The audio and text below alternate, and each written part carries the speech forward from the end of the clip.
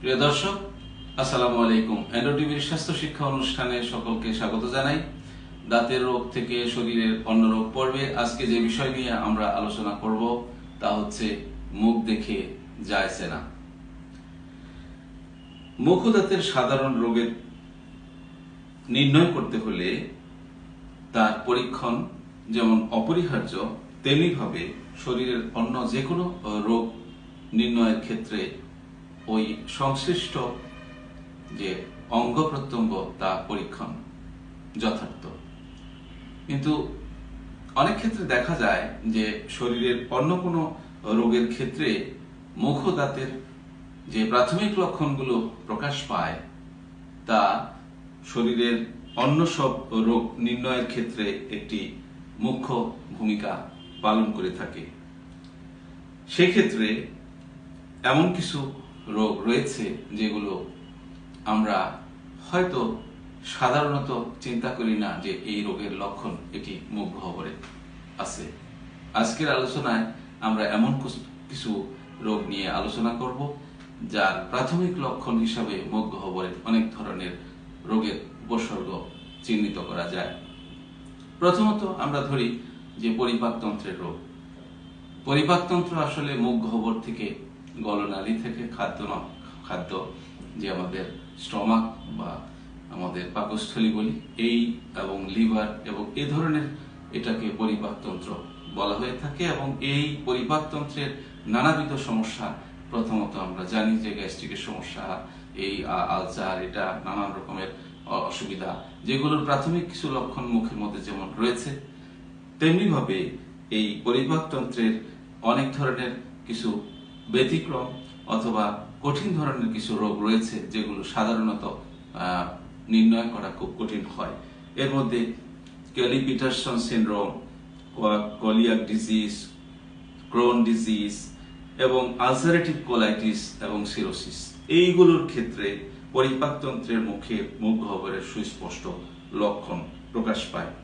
মুখ গহ্বর যেমন জিহ্বা, তালু এবং ঠোঁট ইত্যাদিতে যেমন প্রদাহজনিত সমস্যা দেখা যায় এবং একই সাথে আলসারেটিভ কোলাইটিসের ক্ষেত্রে মুখে নানা ধরনের ক্ষত যেটি দেখা যায় সেটি অনেকটা অ্যাপথাস আলসারের মতো সাদা এবং ব্যথাযুক্ত। ক্রোন ডিজিজে অত্যন্ত ব্যথাযুক্ত ঘা লক্ষ্য করা যায় মুখ গহ্বরের ঝিল্লি আবরণীতে। আর লিভার সিরোসিস যদি হয় সেই রোগীর ক্ষেত্রে মুখ গহ্বরের জিহ্বার যেমন প্রদাহ থাকে এবং জিহ্বার যে অতিরিক্ত যে রং তা বদলে যায় এবং লালা নিঃসরণ অনেক বেড়ে যায়। এ ধরনের সমস্যা ছাড়াও আরো কিছু সমস্যা রয়েছে, যেমন গার্ডেনার সিনড্রোম, যেটা মুখমণ্ডলের এবং চোয়ালের বিভিন্ন হাড়ে বিভিন্ন ধরনের টিউমার পেয়ে থাকে। তেমনিভাবে পেস্ট-জেগার সিনড্রোম মুখমণ্ডলের চামড়ায় এবং ঝিল্লি আবরণীতে বিভিন্ন ধরনের কালো দাগ দেখা যায়। তাহলে পরিপাকতন্ত্র ছাড়াও শরীরের অন্যান্য যে সমস্ত অঙ্গ প্রত্যঙ্গ রয়েছে তার মধ্যে যদি আমরা চিন্তা করি, তার মধ্যে চর্মরোগ একটি বড় সমস্যা, যেটি আমাদের মুখ গহ্বরের মধ্যে অনেক লক্ষণ প্রকাশ পায়। উদাহরণস্বরূপ বলা যেমন লাইকেন প্লানাস নামক এক ধরনের চর্মরোগ রয়েছে, যেটি সাদা ক্ষত হিসাবে মুখ গহ্বরে প্রকাশ পায়।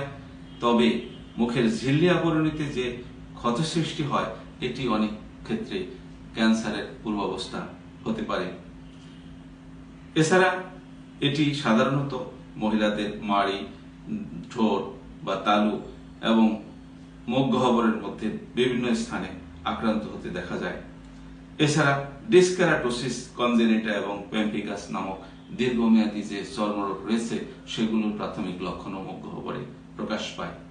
রক্ত রোগের নানা ধরনের লক্ষণ মুখ গহ্বরে রয়েছে, যেমন আমরা জানি যে রক্তশূন্যতা, রক্তের ক্যান্সার মুখ গহ্বরে নানা প্রকার লক্ষণ যেমন প্রকাশ পায়। এর মধ্যে প্রধান হচ্ছে মুখ গহ্বর থেকে রক্তক্ষরণ, মাড়ি থেকে রক্তক্ষরণ। ভিটামিন, লৌহ এবং ভিটামিন B12 বা ফলিক অ্যাসিডের অভাবজনিত কারণেও যে ধরনের রক্তশূন্যতা দেখা দেয় তাতেও মুখ গহ্বরে বিভিন্ন ধরনের ঘা সৃষ্টি হয়। জিহ্বা আকারে ক্ষুদ্র হয়ে যায় এবং প্রদাহজনিত সমস্যা দেখা দেয়। অনেক সময় জিহ্বার জ্বালা পোড়া হয় এবং মুখের কর্নার বা মুখের এই গোড়া ফেটে যায়, কোনা ফেটে যায়। ক্যান্ডিডিয়াসিস নামক ব্যাকটেরিয়া ভাইরাস ফাঙ্গাল ইনফেকশনও দেখা যায়। আর লিউকেমিয়া নামক যে রক্তের ক্যান্সার রয়েছে তার প্রাথমিক লক্ষণ অনেক ক্ষেত্রে তালুতে একটি ক্ষত সৃষ্টি হতে দেখা যায় এবং এটি আঘাত ছাড়াও যে কোনো সময় রক্ত পড়তে পারে এবং প্রচুর রক্তক্ষরণ হয়ে থাকে। এছাড়া মায়োলোমা নামক রোগেও রক্ত রোগে জিহ্বা ফুলে মোটা হতে থাকে। স্নায়ু রোগের ক্ষেত্রে বলতে গেলে স্নায়ু রোগ এমন একটি রোগ যেটি প্রধান সমস্যা হচ্ছে ব্যথা, যেমন ট্রাইজেমিনাল নিউরালজিয়া, গ্লোসোফারেঞ্জিয়াল নিউরালজিয়া, এ ধরনের থেকে মুখ গহ্বর এবং মুখমণ্ডল, চোয়াল, প্রচন্ড দাঁত এবং জিহ্বা প্রচন্ড ব্যথা অনুভূত হয়। এছাড়া স্নায়ু রোগের মধ্যে যেমন বেলস পলসি নামক এক ধরনের যে ফেসিয়াল নার্ভের প্যারালাইসিস হয়, তাতে মুখের মাংসপেশি প্যারালাইসিস হয়ে মুখ অনেক সময় বাঁকাও হয়ে যায় এবং অনেকের মুখ কথা বলতে অসুবিধা হয়। হরমোনজনিত নানা ধরনের সমস্যা রয়েছে, যেগুলো growth hormone, thyroid hormone, parathyroid hormone, sex hormone, insulin ইত্যাদি নানা ধরনের হরমোনের ফলে যে রোগ সৃষ্টি হয় তাতে মুখ গহ্বরের নানা লক্ষণ রয়েছে। অ্যাক্রোমেগালি যদি হয় তাহলে জিহ্বা, ঠোঁট এবং এগুলো চোয়ালের আকৃতি যেমন বড় হয়ে যায় তেমনি ভাবে দাঁত ফাঁকা হতে থাকে। এছাড়া এডিসনস ডিজিজ এর ফলে মুখ গহ্বরের ঝিল্লি আবরণীতে কালো দাগ পড়ে। কুশিং সিনড্রোম হলে মুন ফেস, এবং এছাড়া দেখা যায় যে হাইপোথাইরয়েডিজমের জন্য জিহ্বা, ঠোঁট এবং ইত্যাদিতে ফুলে গিয়ে পাফি ফেস দেখা যায়। এছাড়া দাঁত উঠতে অনেক ক্ষেত্রে দেরি হয়। ডায়াবেটিসে মুখ শুষ্ক থাকে এবং সেই ক্ষেত্রে জ্বালা পোড়া হয় অনেক ক্ষেত্রে, এবং অনেকে দেখা যায় যে মাড়ির প্রদাহজনিত সমস্যায় ভুগতে থাকে, দাঁত নড়ে যায়, মাড়ি দিয়ে রক্ত পড়ে, মুখ গহ্বর থেকে দুর্গন্ধ বের হয়। এছাড়া মহিলাদের ঋতুস্রাব অথবা গর্ভকালীন সময়টি পার হয়ে গেলে, অর্থাৎ সন্তান ধারণ ক্ষমতা যখন শেষ হয়ে যায়, যেটাকে পোস্টমেনোপজাল এজ বলে, সেই সময়ে মুখ গহ্বরের প্রধান কিছু লক্ষণ প্রকাশ পায়। তা হচ্ছে প্রচন্ড দাঁত শিরশির করে এবং মুখ জ্বালা পোড়া করে। এবং এ ধরনের সমস্যা যদিও হরমোনজনিত অভাবের কারণে হয়, পরবর্তীতে দেখা যায় যে হরমোন রিপ্লেসমেন্ট থেরাপি দিলেও খুব বেশি একটা কার্যকরী হয় না এবং দাঁতের মাড়িতে এক ধরনের ঘা সৃষ্টি হয়। স্কারলেট ফিভার এমন একটি রোগ যেটা হচ্ছে বিটা হেমোলাইটিক স্ট্রেপ্টোকক্কাস ব্যাকটেরিয়া ঘটিত রোগ। এর প্রধান লক্ষণ, প্রাথমিক লক্ষণ প্রকাশ হয় লাল চিহ্ন হিসাবে প্রাথমিকভাবে মুখ গহ্বরে। পরবর্তীতে দিক জিহ্বার আবার সাদা ক্ষত সৃষ্টি হয় এবং মুখের যে পেপিলাগুলো রয়েছে, যেগুলো আমাদের স্বাদ দিতে সাহায্য করে, সেগুলো আবরণ উঠে যায় এবং স্ট্রবেরি টাং বলে এক ধরনের অবস্থা সৃষ্টি হয়। আবার কিছুকাল পরে এটি আবার সাদা রং হয়ে যায় এবং জিহ্বার উপরিভাগ লাল রং ধারণ হয়ে যে টেস্ট বাড গুলো নষ্ট হয়ে যায়, মসৃণ হয়ে যায়। এই অবস্থাকে রাসবেরি টাং বলে ধরে নেওয়া হয়।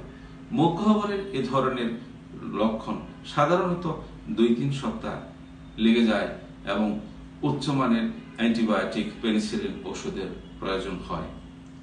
যক্ষ্মা এমন একটি রোগ, হয়তো এখন আমাদের কাছে মনে হয় যক্ষ্মা বুঝি নেই, এবং যক্ষ্মা শুধুমাত্র হাসি কাশির অথবা এই শুধুমাত্র শ্বাসযন্ত্রের রোগ তা নয়।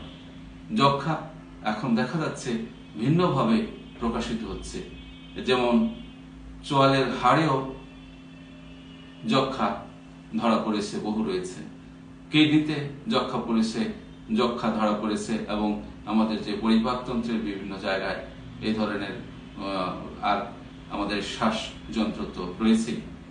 এ ধরনের যক্ষ্মা রোগীর ক্ষেত্রে যাদের শ্বাসনালীতে ইনফেকশন থাকে মুখ গহ্বরের এই জিহ্বার উপরে এক ধরনের ব্যথাযুক্ত ঘা থাকে এবং এই ঘাটি ক্রমান্বয়ে বাড়তে থাকে।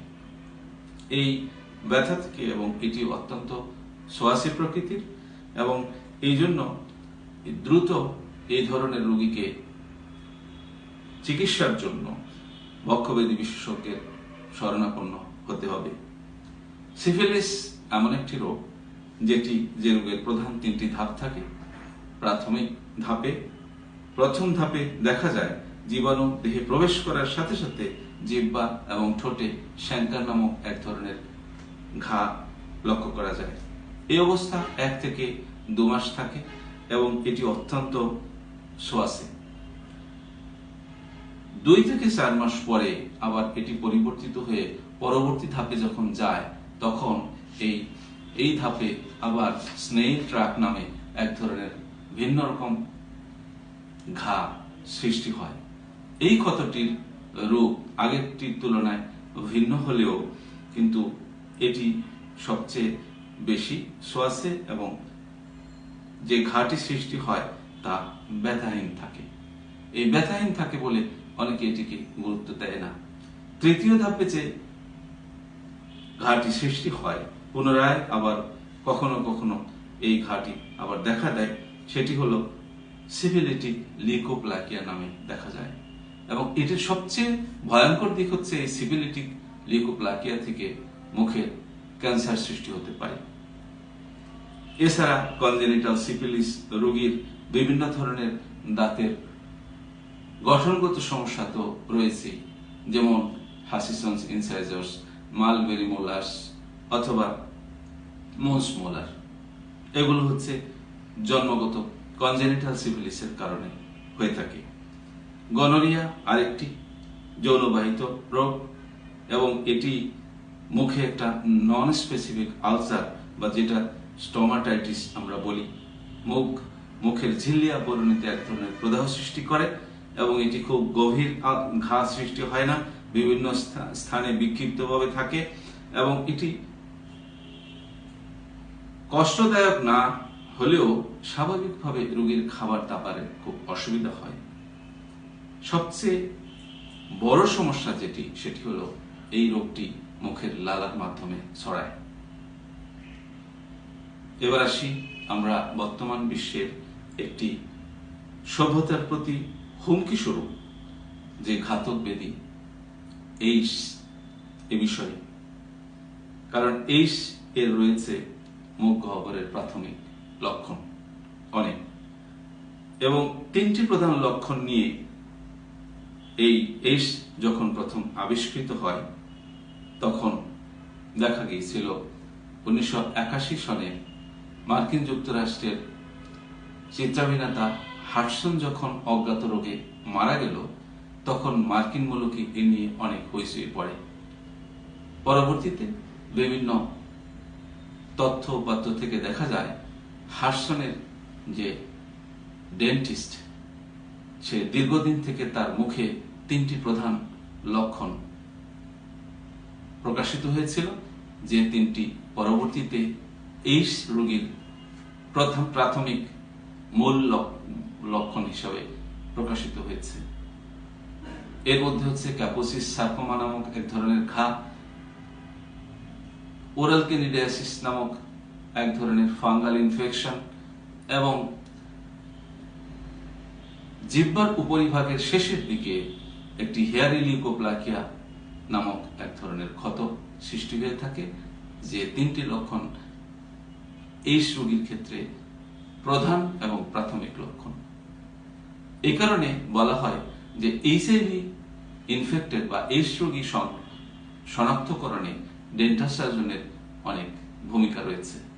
কারণ দেহের ভিতরে এইডস ভাইরাস প্রবেশ করার সাথে সাথে এ ধরনের লক্ষণগুলো প্রকাশ পেতে থাকে, এবং সেক্ষেত্রে ডেন্টাল সার্জনের পক্ষেই এই শনাক্তকরণে একটি বড় ভূমিকা রাখতে পারে। পরিশেষে এই যে এখন চলছে, যেটা সারা বিশ্বের জন্য আমরা ভয়ঙ্কর একটি অবস্থার মধ্যে সময় পার করছি, সেটি হচ্ছে আমরা জানি করোনা ভাইরাস ইনফেকশন। এই করোনা ভাইরাল ইনফেকশনেরও মুখ গহ্বরের কিছু লক্ষণ রয়েছে এবং এই ভাইরাসটি মুখ গহ্বরে প্রায় বিভিন্ন আন্তর্জাতিক গবেষণা তথ্যে দেখা যায় 11 দিন পর্যন্ত মুখ গহ্বরে বসবাস করতে পারে এবং এটি লালা পরীক্ষার মাধ্যমে যেমন শনাক্ত করা যায়, তেমনি ভাবে এই সময়ের মধ্যে মুখ গহ্বরের কিছু লক্ষণ সে প্রকাশ পেতে থাকে। এর মধ্যে একটি বড় লক্ষণ হচ্ছে মুখের ঝিল্লি আবরণীতে এক ধরনের প্রদাহজনিত সমস্যা সৃষ্টি করে এবং মুখে যে আমাদের টেস্ট বাড বা খাদ্য গ্রহণের জন্য যে ধরনের আমাদের টেস্ট বাডগুলো থাকে সেগুলোকে নষ্ট করে দেয়। ফলে রোগীর প্রাথমিক লক্ষণের মধ্যে এটিও থাকে যে খাদ্য গ্রহণে রোগীর একটি অরুচি চলে আসে। এছাড়া আবার দেখা যায় অন্য সর্দি কাশির মতোই পানি খেতে গেলে মুখে অনেক তেতো স্বাদ লাগে। সুতরাং এই ধরনের যে প্রাথমিক লক্ষণগুলো রয়েছে, এই লক্ষণগুলো থেকেও ডেন্টাল সার্জন বা দন্ত চিকিৎসক যে একটি ভূমিকা রাখতে পারে। প্রিয় দর্শক, আমরা যে বিষয়গুলো নিয়ে আলোচনা করলাম এর উদ্দেশ্য এই না যে ডেন্টাল চিকিৎসায় যারা সংশ্লিষ্ট, ডেন্টাল কলেজগুলোতে যারা পড়াশোনা করছে এবং যারা এই পেশায় যারা রয়েছে তাদেরকে এই রোগ চিকিৎসার ক্ষেত্রে উদ্বুদ্ধ করা। উদ্দেশ্য হচ্ছে এই যে এই সমস্ত রোগীগুলো যখন নাকি প্রাথমিক লক্ষণ নিয়ে ডেন্টাল সার্জনের কাছে আসবে, তখন একটি যথাযথ নির্দেশনা দিয়ে যথাস্থানে রোগীকে পাঠিয়ে দেয়া হলেই একটি পেশাগত দিক থেকে আমাদের যে একটি দায়িত্ববোধ সেটি পালন করা সম্ভব হবে। আমাদের দেশে এই কালচারটি এখনো খুব বেশি ডেভেলপ করে নাই। কারো কাছে রোগী পাঠাতে গেলেই অনেকে মনে করে বোধহয় এই ডাক্তারের ব্যর্থতা, সে ডাক্তারই জানে না। এটা গণমানুষের মধ্যেও একটি ভ্রান্ত ধারণা রয়েছে। আবার আমাদের চিকিৎসক সমাজের মধ্যেও একটি বিভিন্ন ধরনের অনীহা কাজ করে। একজনের রোগী সাধারণত আরেকজনের কাছে রেফার করে না। এই অবস্থা থেকে উত্তরণের জন্য আমাদেরকে এইটুকু অন্তত বিবেচনায় আনা উচিত যে সমাজের প্রতি, গণমানুষের প্রতি এবং আমাদের যে পেশাগত যে দায়িত্ববোধ, সেখান থেকে যদি আমরা কাজ করি তাহলে যেই সাবজেক্টের বা যে বিষয়ের বিশেষজ্ঞ হোক না কেন, মানুষের অধিকার রয়েছে তার যথাযথ চিকিৎসা গ্রহণ করা। এবং এই মৌলিক অধিকারটি প্রতিষ্ঠিত করতে হলে একজন পেশাজীবী হিসাবে অবশ্যই একজন ডেন্টাল সার্জন এই ধরনের সমস্যাগুলোর জন্য সংশ্লিষ্ট চিকিৎসকের কাছে রোগী রেফার করবে এবং সেই ক্ষেত্রে আমাদের গণমানুষের যে মূল লক্ষ্য অসুস্থ অবস্থা থেকে সুস্থ হওয়া, সেই কাঙ্ক্ষিত লক্ষ্যে আমরা পৌঁছতে পারব।